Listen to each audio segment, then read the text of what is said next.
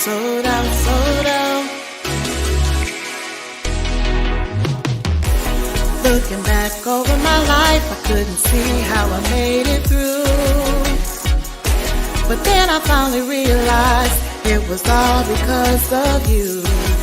So I gave up my life for a life of Christ to be transformed and be renewed. This is my story, my testimony, how I sold out, yeah. Sold out, sold out, sold out. Sold out.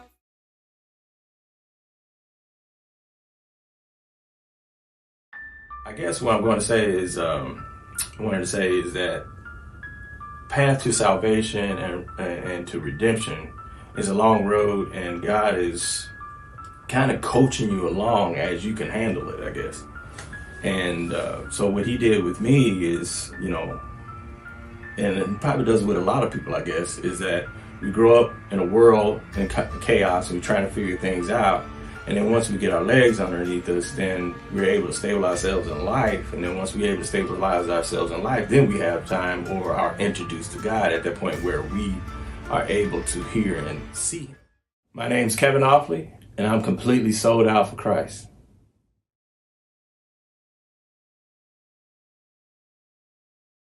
I had a disciple group. I was discipling people as they were discipling me, and became a major function of the church at that point because of my background in sound and recording and things like that. I ended up being front of house sound engineer, pretty much running the sound system for the church I was going to. And that church was ICOC, International Churches of Christ, kind of a break off from the original Church of Christ.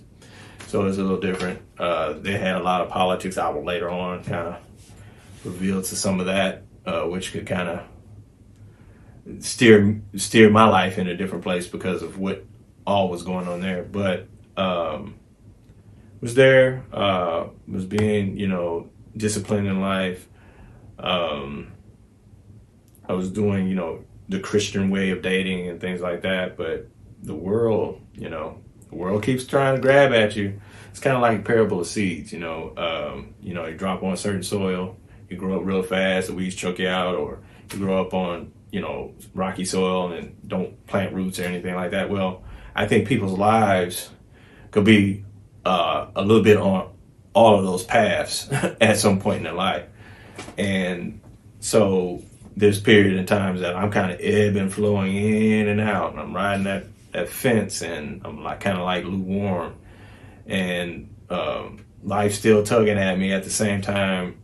I'm doing church, I'm functioning in church. I'm doing my darndest to be, what I need to be. And by no means is anybody perfect. I don't have this ability, and still hadn't learned how to reach out to God to help me through, because I was trying to do it on my own esteem. See, I'm saying, okay, I'm baptized, I'm the disciple, so now all of a sudden I got this power to keep myself together, right? And that's not what God is asking us to do. So, that's still being a young Christian and not knowing very much. So moving through life, I'm in and out, going to the club like a lot of people going on Saturday, at church on Sunday. Still a lot of people live life like that. I wouldn't suggest it though. It's kind of a rocky place to be. So in that being said, the next girlfriend, like I said, codependent, I need a woman, and dating in church was not working for me because of what I had been exposed to, and it's kind of like, that's it. No. So wanting more, that the stuff that I didn't really need, and needing to feel, I guess, what is the word I'm looking for? Validated by the relationship. And validation to me was, sexual immorality and all that kind of stuff. That consummates a marriage, or not a marriage, but a relationship to me. That's not what should be doing it. It should be, a relationship of minds and where they are spiritually. You should be looking for somebody that's running after the Lord just as fast as you are, right? But that's not what I was looking for, because habits and old habits and the way you've been trained up and living life is still attached to you. Even though, people think once I go in the water, it'll come up, I'm going to have all these new ideas and I'm going to be good. No, that's not how it works. It's actually more effort, especially if you lived in the world, to me.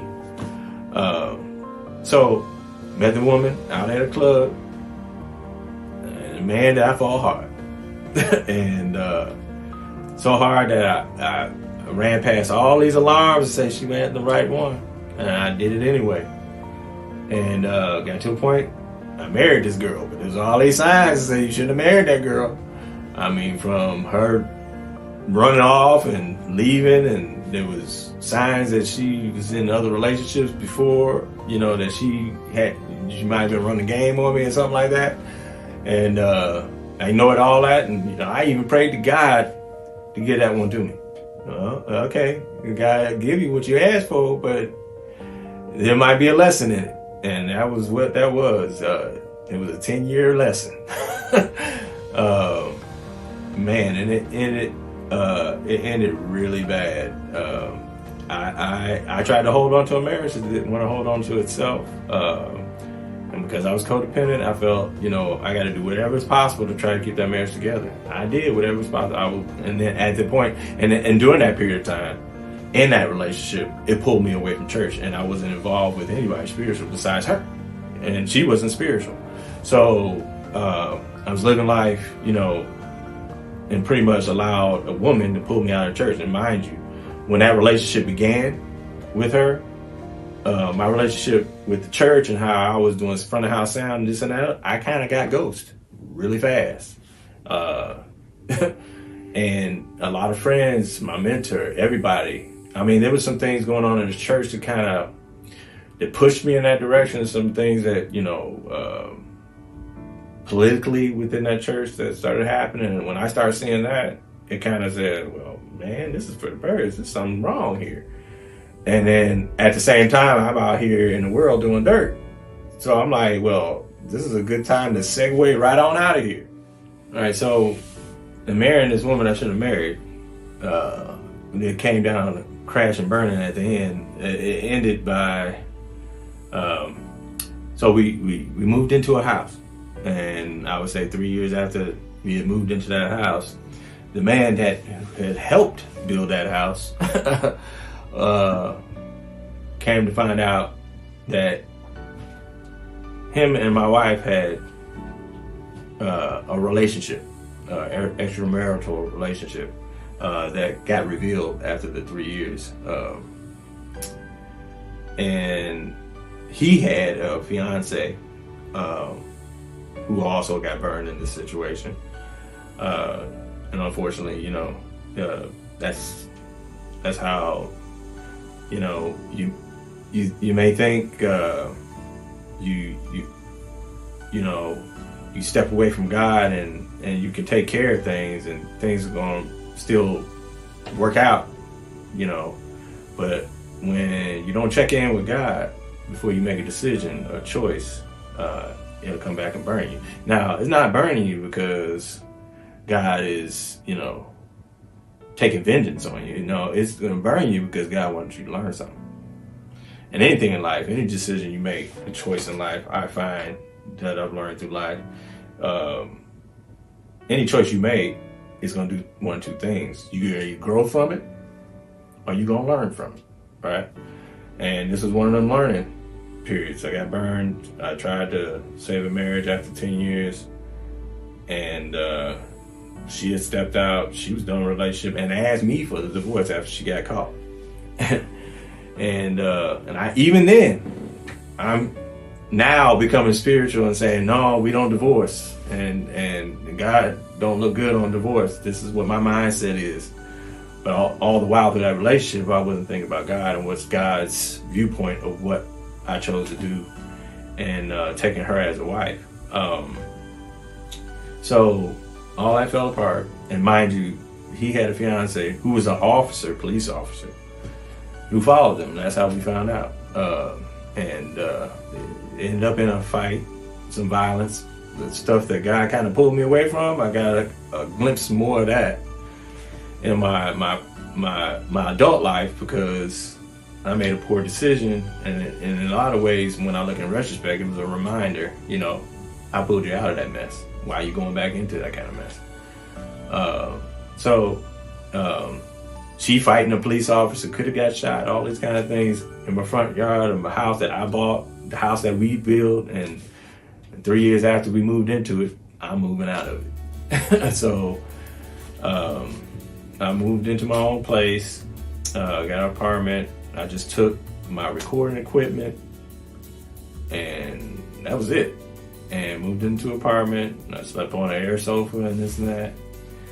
And was working with Guitar Center at the time. I had been working for Guitar Center a good little while doing this. And it was in North Carolina where our divorce came. We had jumped from San Antonio, kind of catch you up, jumped from San Antonio to Baltimore. Baltimore, we moved down to North Carolina, which is where we bought the house. And so the marriage collapsed. I'm working at Guitar Center, and one of my coworkers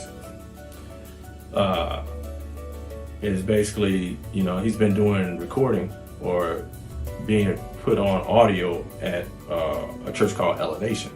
A lot of people probably have heard of Elevation now. Back then, I didn't know what Elevation was. But he eventually left Guitar Center because they hired him full time on with Elevation Church. And he invited me along to kind of start interning. And so in a way, that what I see as it now is that God was pulling me back in. He said, yeah, I gave you this period of time. You was out of the church, you fell away a little bit, and now I'm pulling you back in because we got some work to do. And so pulled me into Elevation Church, and I got plugged in. I was getting spiritually fed, was developing, and then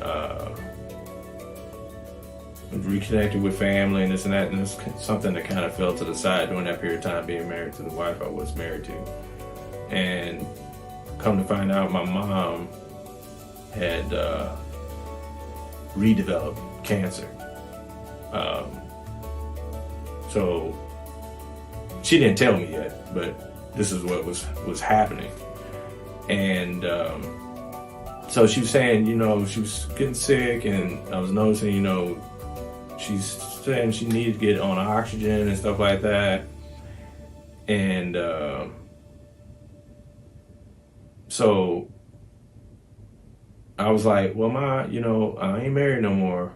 I'm available. You need help. And we figured out a way to get her help. Now, I had just got on an Elevation, I was getting plugged in again, pulled back into church, getting solidified, getting fed, learned a lot of things there. And the thing is, the road to salvation is a continual road. You're continually being developed. You could continually being changed. Life is still going to go on as life goes on, but with Christ with you. So that's kind of where it was at this point. And so I figured out a way to get myself situated and move back to Texas. My mom was still living in San Antonio, so I could help her out. So we set up a rental home for me to move in and help her out because she was on oxygen and needed help. Now, when I got to San Antonio, my mom didn't give me a clear picture of what's really going on with her. So when I got there, I could tell it was more than I could handle. So she had been 5 years reinfected or with cancer. She had cancer 20 years prior. The cancer came back and didn't tell me or my sister, for that matter, that she had cancer and had already chosen, this is the things I found out later on, had already chosen not to do chemo again and nothing like that. She had made her peace. And she got devout. She was in church all the time and doing that all this period of time. It was me kind of in and out. She was kind of steadfast. And I actually, there was a period of time in the church I was a part of that my mom rededicated herself through my church because there was some things in her life she felt that she needed to change. So I got to witness my mom being baptized at the church I was at, and which made us have a lot of the same common friends. And those friends pulled in, even though I had stepped away from them, like in a drastic motion. They came and aided me as what was going on with my mom was revealed to me. And a week after I moved back in with her into a rental property that she had rented, she was hospitalized, and after hospitalized, they said there was nothing else they could do, and then they put her in hospice, and she passed away. That was hard. And trying to put the pieces together, what happened and why God kind of thing. And I just year or so prior, just got divorced, and then going into another loss of my mom passing. Let's just say I was a little angry with God. And in the midst of all that, there was financial distress and things that occurred that sent my world kind of spinning. Although, like I said, I have a codependent nature, I needed a woman. So I started dating somebody who quickly wanted to engage me. And we were engaged, and that didn't work out. And she was violent. God saying, hey, I pulled you out of that. Why are you going back into that? That's kind of a side note. It's kind of getting revealed to me right now that he revealed violence to me again. And said, hey, I pulled you out of that. And needless to say, I got caught up in this house and a lease agreement they wouldn't let me out of. I was spending financially. I was having to sell equipment to try to sustain this thing, and then it came down to a legal thing, and I came at them legally, and then they let me go, and I ended up getting out of that in the midst of dating a new girlfriend, trying to, I guess, supposedly marry her and move into another place where she went crazy on me, and that kind of fell apart. And so there I'm left sitting. I've reconnected with my mentor friend who has also pulled away from the church that we were a part of. Not pulled away from God. Now there's a difference. The politics of that church got pretty hairy. He got out of Dodge when it was him and his wife, his whole family, because of the politics that were going on there. But then he had started a smaller church and started attending with him. In the midst of all this craziness, my mom passed and trying to date another girlfriend, because I'm thinking I need a woman to help sustain me. And it was always reaching out to a woman as opposed to saying reaching up to God, right? So even though I was, struggling, God was also still trying to teach me something, right? So he pulls this woman out of my life, and he puts another one in. This woman soon after that becomes my wife, and reveals a whole lot of things. She has some preliminary things she needed me to do before we got involved in a relationship. Now, it wasn't a perfect relationship. Like, I have a sinful nature. We were sinners. But she sent me through a thing called discovery. And discovery actually helped me heal a lot, especially because I was in a place where I was angry with God. And I thought he took my mother, and I prayed so extremely to keep her, right? That I thought I was really let down by God. But God has a different plan. It was time for my mom. And my mom literally was saying she was tired. She didn't want to, she had made her peace. And it took me time to figure out, well, she had made her peace, lived the full life. and then, I mean, just to kind of put it aside, 10 years prior to that, my father had passed. So it was like, everything's being pulled away. All my grandparents, all my family had passed on. Now there's only me and my sister. I got some half brothers and sisters, but not really close. But I felt like God kind of left me alone, and I had nobody to turn to. He put this woman in my life. She encouraged me, in a lot of ways to get to a place where I could get healed. And I got some healing there. And then there was, in the midst of our marriage, there was a coming to God moment, but I feel it was a Job moment where God wanted to develop me fast. Okay. And so I feel that God pulled his hands away from me, left me to kind of figure things out, but I felt the hand of God was off my life, right?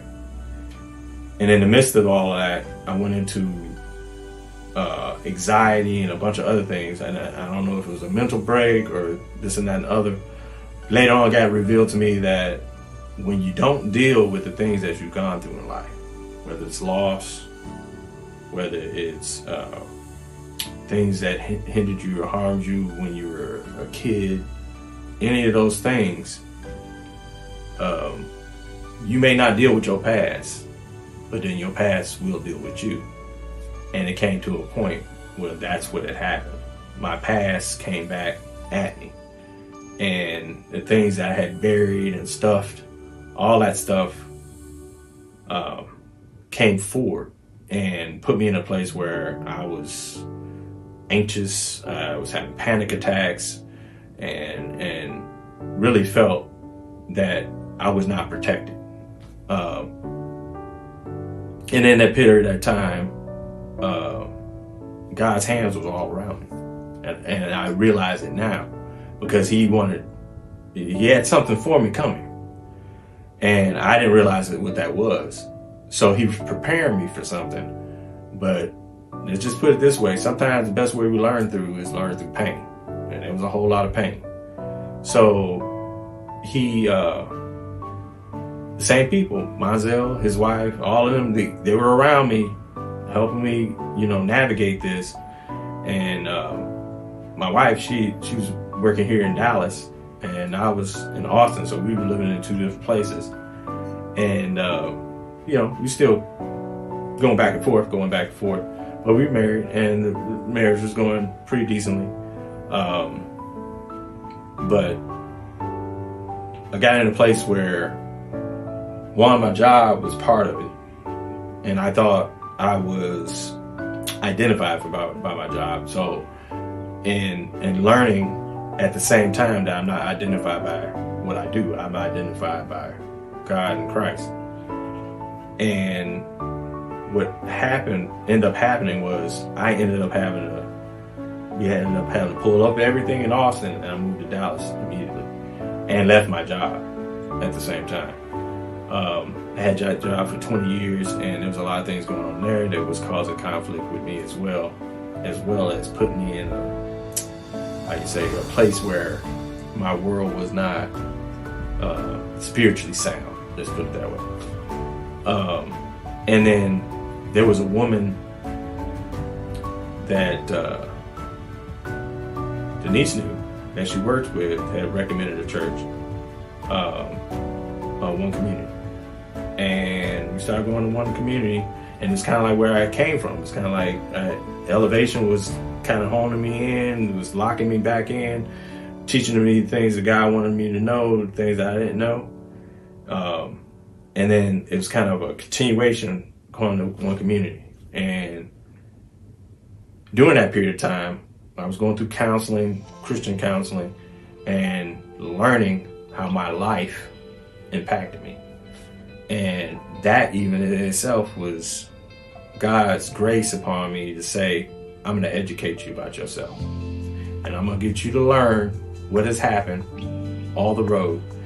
That lady required me to write down where God was for me when I was younger, how he navigated and protected me through all of this, parents not being around, protecting me, giving me what I needed as a kid, all those things, being able to navigate all that and make sense of all that. God was literally preparing me for something.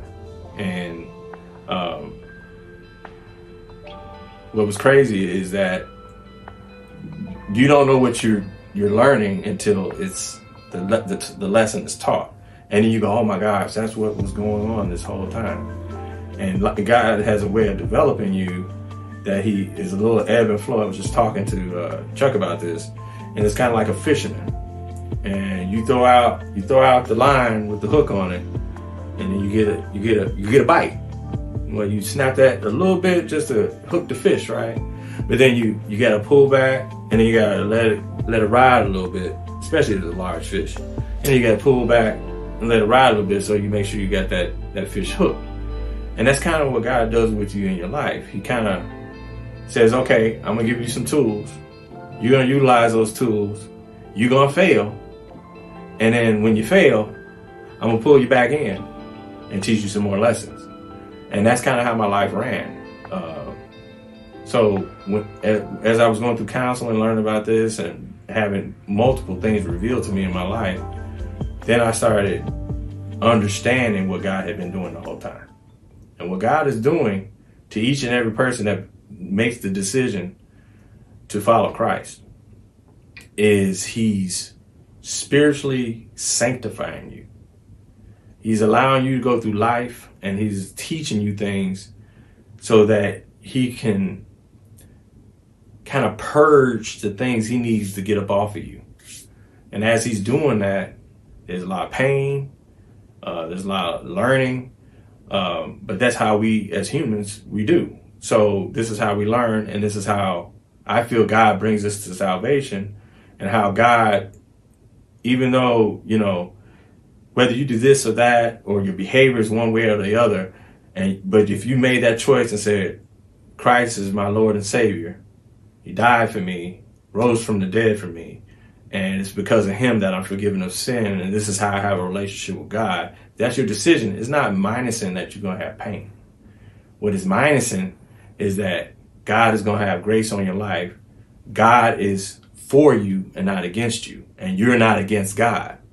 So he's working things out in your life for your good and his good, for what he needs you to do in the world.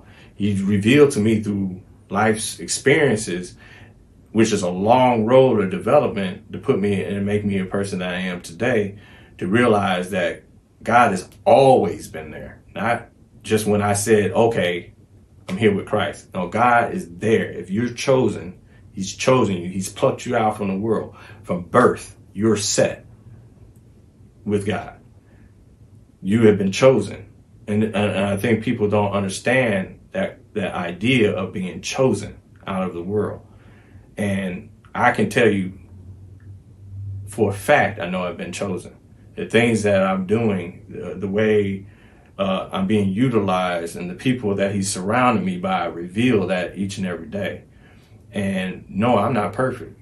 I've had my pitfalls. I've done a lot of junk. But God is still utilizing me. God is still giving me grace to live my life.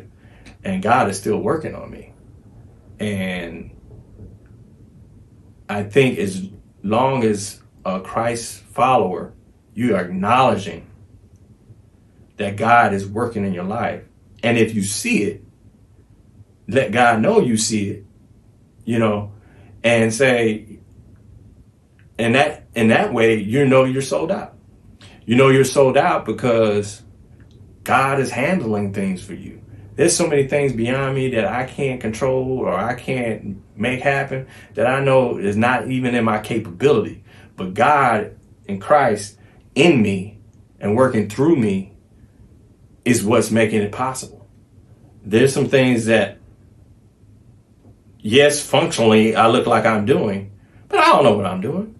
It's God's ability working through me. And I'm going, man, I ain't even learned that. I don't know where that came from. I don't even know how I understand this. It's because God has already had a plan. He's unlocking things for you. Sometimes you just letting him have the wheel, and he taking control, and he's doing what he's gonna do with you. I mean, there's so many examples in the Bible that men are doing what they're doing, but God comes along and say, no, I want you to do this thing instead. You got Moses. I'm out here chilling. Yeah, I murdered some people. I'm hiding out. No, I need you to do this. You know, you got, what's another person out there? You got the story of, let's see, there's so many of them. I'm trying to think of this other one that kind of always. Well, I mean, even in Job's life was perfect. I mean, he had everything. He had a wife, he had children, he had, livestock. He had all these things. He had everything a man could want. But God just says, you know what? Or him and the devil say, hey, I don't think you got anybody that's any good. Well, God stepped to that test, and he used Job to do it. David's life, in some ways, is just as messy as mine. So, I mean, he had, extramarital affairs. He put a guy in a war and make him die so he could have his wife. It was a bunch of mess, But this is why people need to read the word to realize that you ain't got to be perfect to come to Christianity or to believe in Christ. Because nobody in the Bible, everybody in the Bible is imperfect, but still utilized regardless of their mess.